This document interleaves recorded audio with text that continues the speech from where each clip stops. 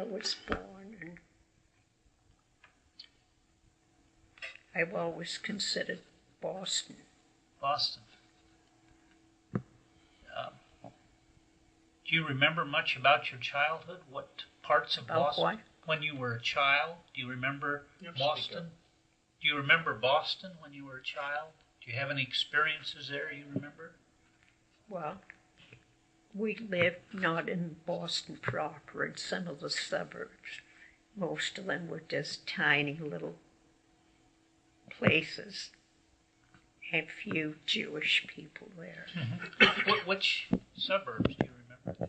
Chelsea. Oh, yes. Uh-huh. East Boston. There should have been others too. Let me think about it. How about Roxbury? Yeah. And how about Newburyport? Of course, that was... I recall that terrific fires they had, where people had to move on.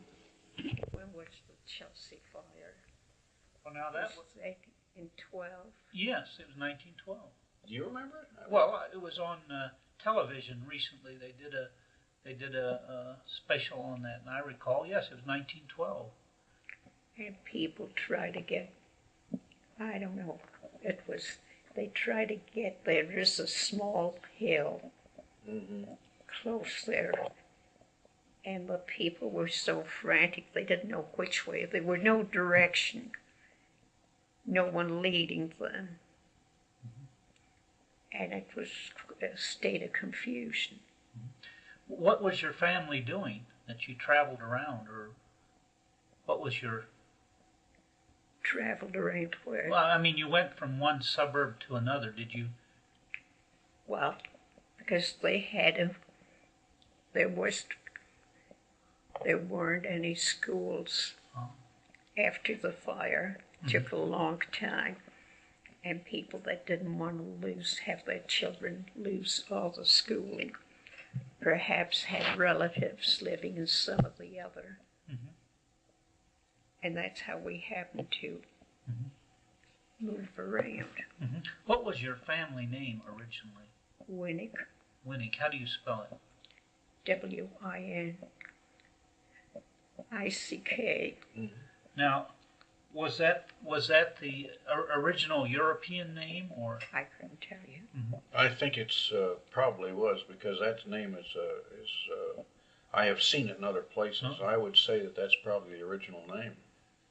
It was a standard Jewish name. There wasn't any reason to change the name of Winnick. Was there? I can't tell you offhand. Would Winnick be Polish, Eastern Europe, or German? What would be a Lithuanian. Yeah, probably Lithuanian. Yeah. Now, when did your family first come to the United States? Would it be your father or your mother or your grandfather? No, my father was in Africa first. Africa? South Africa, wasn't it? I'm trying to think of the name of the place he was in. Johannesburg? Or Pretoria? I think it was Johannesburg. Yeah. And then he came here, came to Boston. His wife was in Boston and his family. He lived there, possibly 5 or 7 years. What work was he in? Teaching. Oh. What kind of a school was he in? Well, he was a rabbi, wasn't he? Or was he? He never practiced. Oh. But he was a rabbi. He was ordained, but I don't recall him ever practicing rabbinate. Well, he could have been ordained and been a teacher in a Talmud Torah or a yeshiva or something, you know. Now, I'm not familiar with this. Would he have his own school, or would he be in somebody else's school? No, he wouldn't have his own school. I wouldn't imagine so. It would be somebody else would establish a school, and then he would teach in it. maybe the synagogue. Yeah. Uh-huh. When did you first come to Muncie?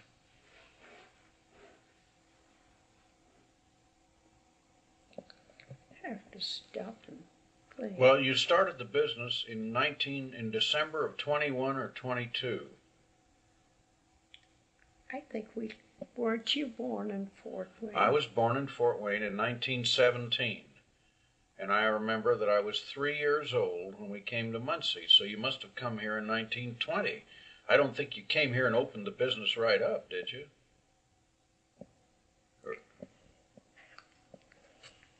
My mind doesn't respond very fast nowadays. But you were married when you came here, and you had... Yes. Oh, I was born. Yeah, so you'd lived in Fort Wayne before you came here. Yes. Had you lived any... No, I was married then. That's how. Mm-hmm. But were you married in Fort Wayne or Chicago? No, married in Chicago. Uh-huh. And met my husband in Danville, Illinois. Mm-hmm. Had you been in Indiana before you? No. No. Your husband came, you came here. Do you remember how many Jewish families there were in Muncie when you came here? I believe I paid very little attention. Okay. What do you remember of the early days of the 1920s or 30s? I don't know. I'd have to kind of concentrate on it and see what I... I suppose most of your memories are connected with work with the paper company. I think perhaps. Yeah. Do you have any significant memories of participation in the synagogue, in the temple, or the community? Anything there that particularly... No, I think I probably concentrated on my job. Did your... when you were raising your children, was there any way to teach them about Judaism besides going to the temple? Was there any attempt to teach Hebrew or anything? Uh-huh. Whatever we observed. Some of the things right in the home. Now, do you speak Hebrew? Do I speak what? Hebrew? Can you speak Hebrew? No. Your I husband can't read could. it. Your husband could. Yeah, you're dead, I imagine. Oh, yeah. Yeah, he was very good.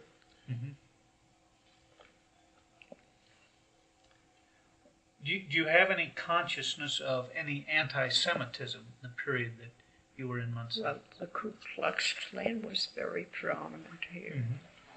So you couldn't help but know and realize it. Did you know anybody who was in the Klan? I don't believe I did, because I had a woman working in the house, just ordinary housework. She belonged to it. She was quite thrilled. I think she had to pay $10 to get the sheet. And she came and she wasn't any more aware. And there was no need of discussion with that type of woman. So she evidently didn't detect any difference. What, did she invite you to become a member? Oh, she came and wanted to know if she paid $10 for the sheet. And I said, fine, why argue with the woman? She's already made a purchase. She wanted to belong to the group. And I let it go. They called the women's group, I think, the Knights of the White Camellia, or something. They had an auxiliary. Is that right? I don't know. There was a Knights of the White Camellia. I don't know whether this... I think, well, maybe I'm confusing, but I had some recollection of it. Yeah, there was a group like that. Did you belong to the sister... Excuse me. Go ahead. I didn't hear what you said. Did you belong... Speak up a little more. Yeah, I might...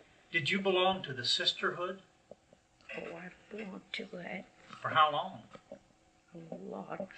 I guess ever since the Muncie year. Yeah. She's the oldest living member of the sisterhood. Really? Yeah, and of the community now. What do you do particularly in the sisterhood? What attracted you to it? What kind of social events did they have? To keep the group together. And not to have the youngsters feel that they're out of contact with. And yet we were very careful not to get the note of hatred in our Jewish children. We felt they'd get along so much better at school and all if they knew it. Because as they could learn, and they learned a lot in the home by observing. Yes, they would have to.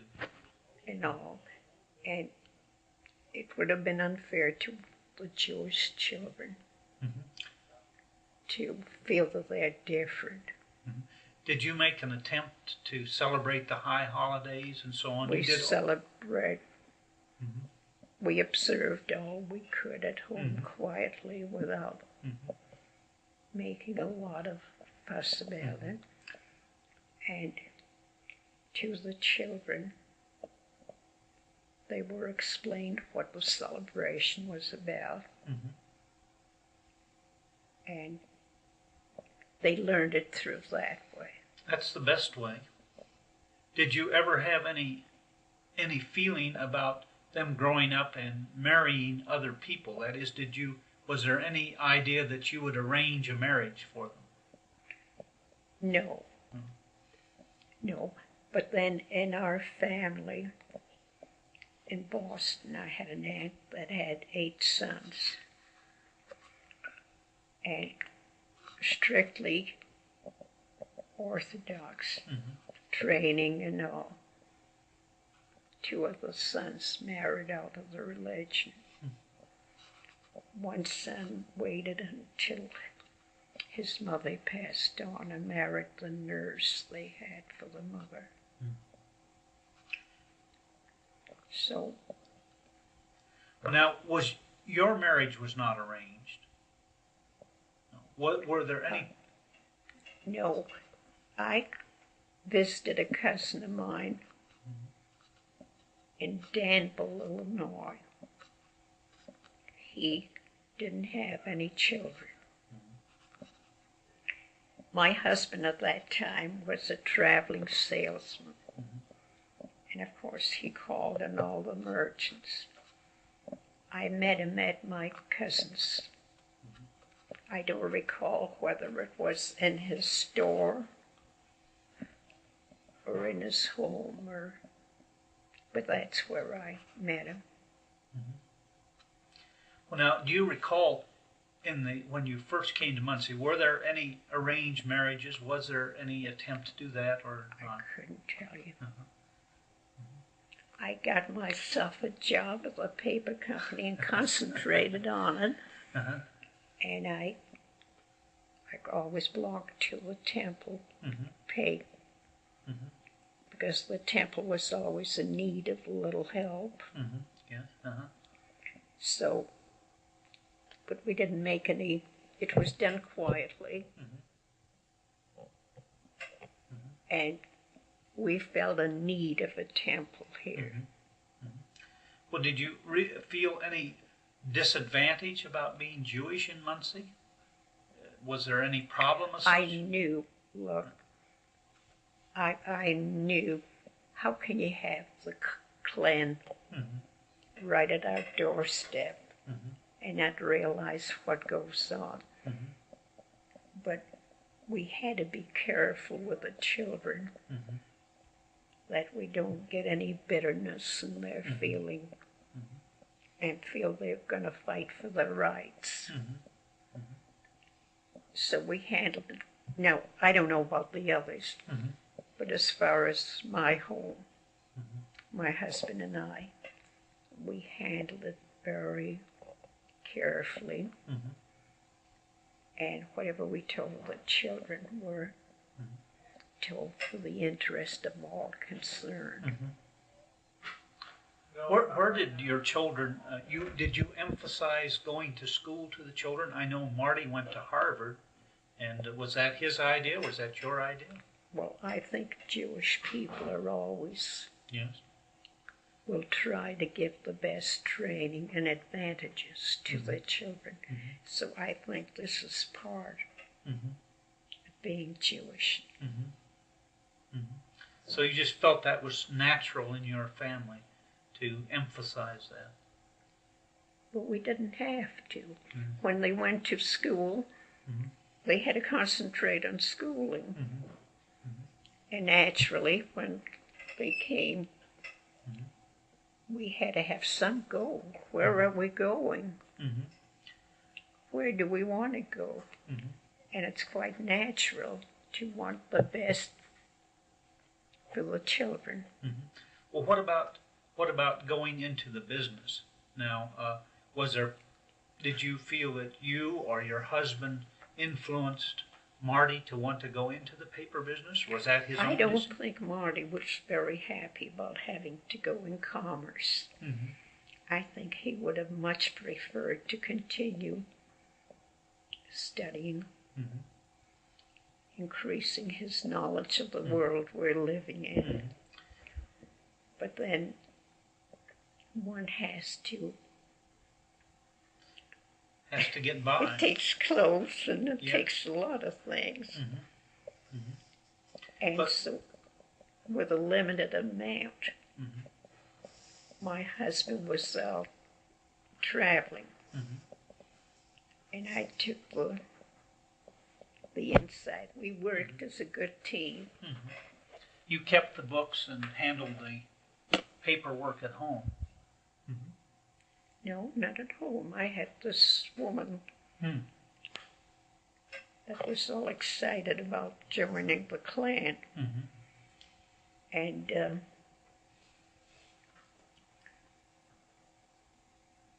at that time, you know, starting any business on a limited capital takes a lot of work. I mean, a lot of planning, a lot of how do we do it. And you learn to meet competition.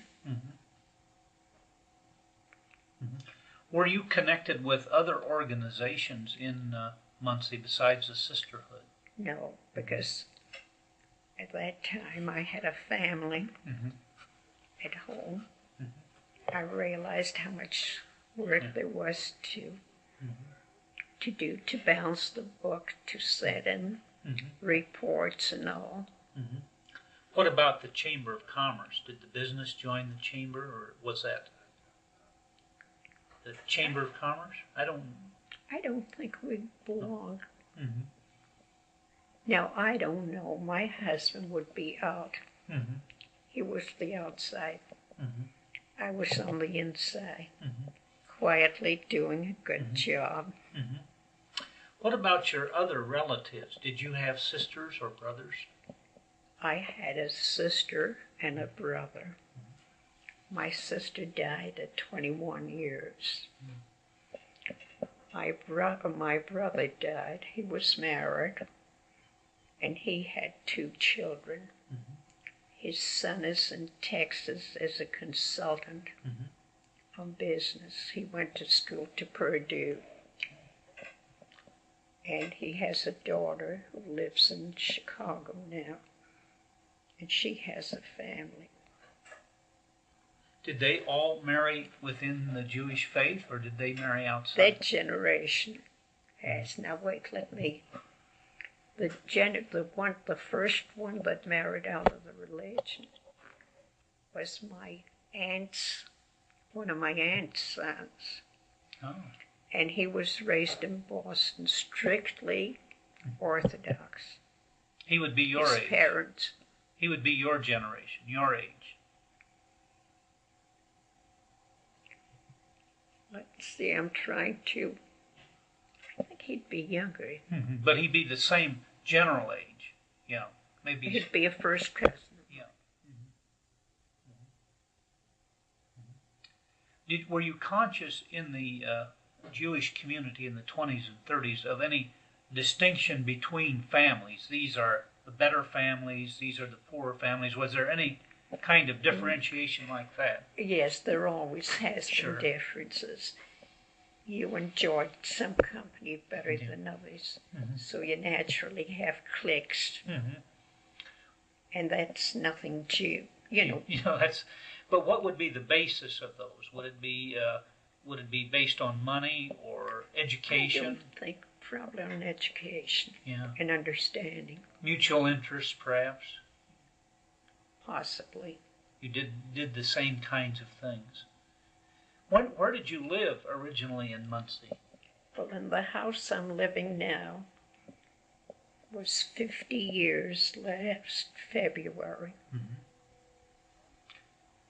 So before that,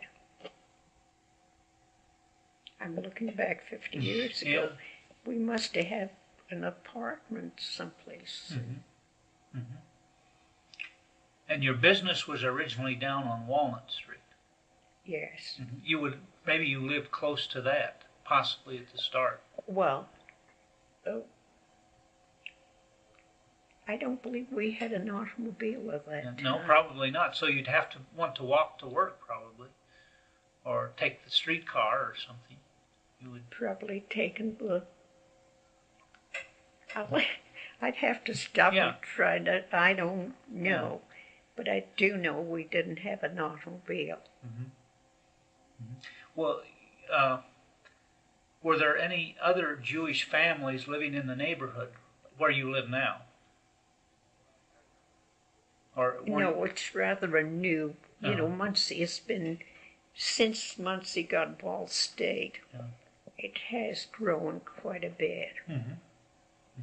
And when we came to Muncie, my husband's brother had a shoe store. Mm-hmm. And he was here, oh Lord, I don't know, a good many years. Mm-hmm. Mm-hmm. Were you able, now you went from Boston to Chicago as a child, right? No, I was a young lady. You know what I mean? I wasn't a child. It's hard to think when you were a child. Were you able to go to school in either place, Chicago or Boston? Oh, I went to school in Boston. Mm-hmm. Was it a public school or a private Public school. Public school. Mm-hmm. And I know at the time they had the Chelsea fire. Mm-hmm. In order not to lose too much schooling, Mm-hmm. I went to live with an aunt of mine that lived in Roxbury. Mm-hmm. Mm-hmm. Let's see.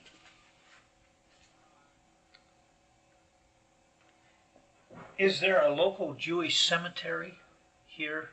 No. Well, it has a little section, This would be. but I don't imagine anyone, only the Jewish people know. Would it in Beech Grove? Is that it, or where? Yeah, just in. Mm-hmm. And would there be stones so that you could identify the people there? Who are, Well, they all have, you know, stones like they used to. Now they have little plaques. But this is not Just the name. yeah. There's no section that's particularly. It has a section, It does, and it's right across the. I don't think many people know, unless they're people from Muncie that will recognize the name and know that we're Jews. Here's a big question. What have been the biggest changes in your life? The biggest changes that you've seen in your life? You know, I think I must have let my life move on. Well, sometimes life, the little things are the important things, the day-to-day things. After I married, I concentrated on my family and the advantage of education, which is a Jewish. Do you think there have been any changes in Jewish life because of the experience over the 50 years? Are people less conscious of being Jewish now? I think so. Oh, excuse me. All right. Hi. Do you think there's a possibility that with intermarriage that the Jewish community will gradually lose an identity? Well, the ones that are intermarried will. Yeah. What effect it will have on others. Mm-hmm. But they mix pretty freely now. Mhm. It's Mm-hmm. Are there any incidents in your life which you remember vividly and which you would like to talk about? Anything that happened to you that you would like to talk about? I was. I don't know of anything. I always missed having my sister. Mm-hmm. She was 21. What did she die of?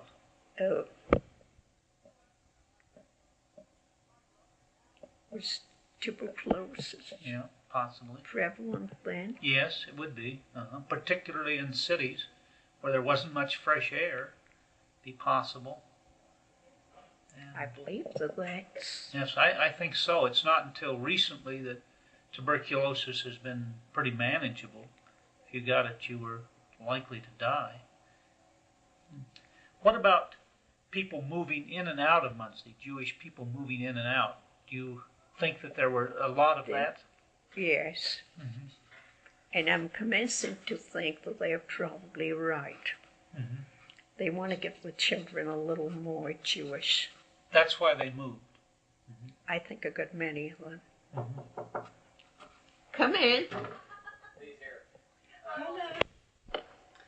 Can I give you a cup of coffee? No, that's fine. Thanks anyway. I don't like to drink too much coffee.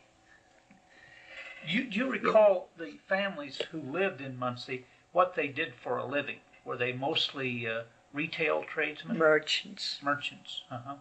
There were no farmers, or were there many professional men? Doctors, lawyers? Let's see. If a doctor would start Jewish, he didn't stay here too long. Really? He moved to Indianapolis.